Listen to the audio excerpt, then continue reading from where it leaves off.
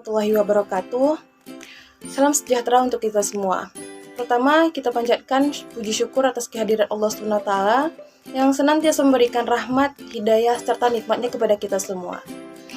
Baiklah, pada video kali ini kami akan mempresentasikan hasil diskusi kami, yaitu tentang permodelan dan simulasi komputer atau sistem. Sebelumnya saya akan memperkenalkan anggota kelompok saya, yaitu yang pertama ada saya sendiri, Aprilita Sari, yang kedua ada Bakri Naldi, yang ketiga ada Irfan Chandra, yang keempat ada Monika Oktaria, dan yang kelima ada Nidia Triarnika. Penjelasan pertama akan disampaikan oleh saya sendiri, yaitu tentang pengertian permodelan, simulasi, dan sistem.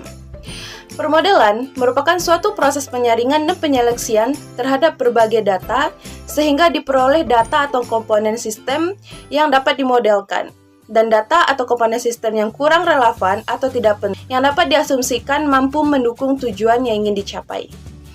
Simulasi merupakan suatu tiruan real dari sebuah sistem dinamis dengan menggunakan model komputer yang digunakan untuk memahami bagaimana sistem itu bekerja dengan baik serta melakukan evaluasi dan meningkatkan hasil kinerja yang akan dibuat dengan baik. Selanjutnya yaitu ada sistem. Sistem merupakan kumpulan elemen yang bekerja sama, yang saling terkait satu sama lain dan dibatasi oleh aturan tertentu untuk mencapai tujuan dan sasaran tertentu yang diharapkan. Selanjutnya yaitu simulasi komputer. Simulasi komputer merupakan suatu proses perancangan model logika matematika dari suatu sistem nyata dan bereksperimentasi dengan model tersebut secara abstrak pada komputer. Permodelan dan simulasi merupakan salah satu alat yang sering digunakan oleh manajemen dalam mempelajari dan menganalisa perilaku kerja dari perilaku proses atau sistem. Baiklah, untuk poin kedua yang akan disampaikan oleh rekan saya Bakri Naldi. Kepada Bakri, dipersilakan. Saya akan menjelaskan poin kedua, yaitu tujuan dari simulasi komputer. Di sini saya menggantikan posisi Bakri Naldi karena Bakri Naldi mengalami kendala jaringan. Baiklah, tujuan dari simulasi komputer adalah pemodelan dan simulasi merupakan salah satu alat yang sering digunakan oleh manajemen dalam mempelajari dan menganalisa perilaku kerja dari perilaku sistem atau proses. Sekian penjelasan dari poin kedua. Selanjutnya poin ketiga yang akan dijelaskan oleh saya sendiri, Monika Oktaria. Baiklah, saya akan menjelaskan poin ketiga, yaitu tentang kelebihan dan kekurangan simulasi komputer. Yang pertama, kelebihan simulasi komputer.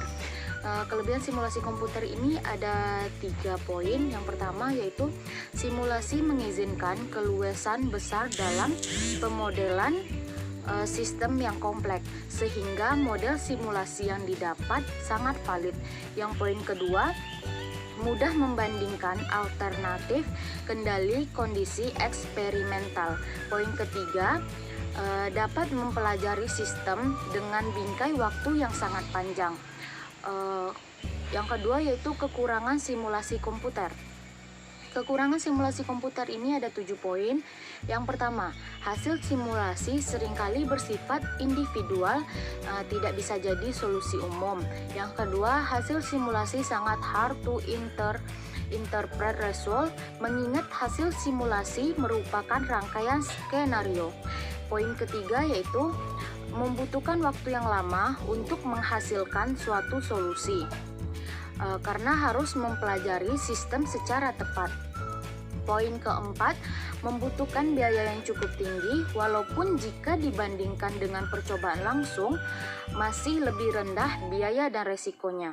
Poin kelima, setiap langkah percobaan model simulasi stokastik hanya menghasilkan estimasi dari karakteristik sistem yang sebenarnya untuk parameter input tertentu. Untuk kasus tersebut, model analitik lebih valid.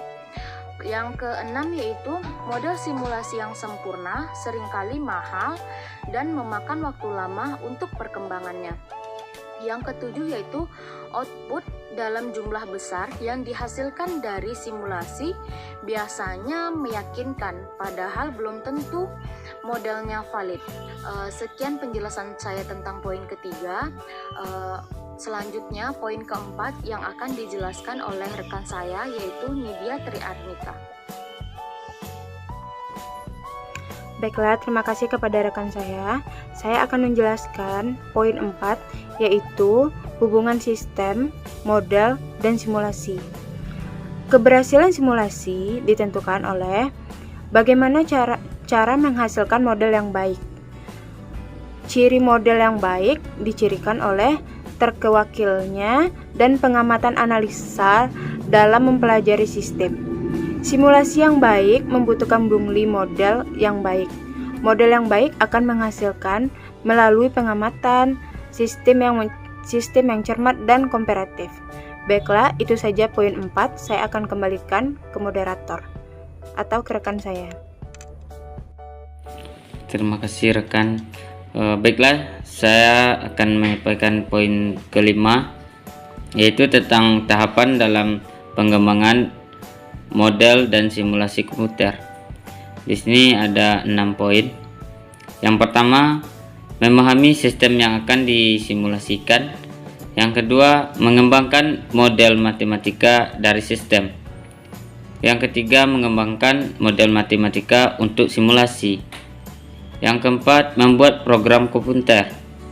Yang kelima, menguji, memverifikasikan, dan memvalidasi keluaran sistem. Dan yang terakhir itu nomor keenam, yaitu mengeksekusi program simulasi untuk tujuan tertentu. Itulah tadi pembahasan tentang tahapan dalam pengembangan model dan simulasi komputer. Selanjutnya saya kembalikan kepada rekan saya. Presentasi kelompok kami, apabila ada kesalahan, kami mohon maaf. Assalamualaikum warahmatullahi wabarakatuh.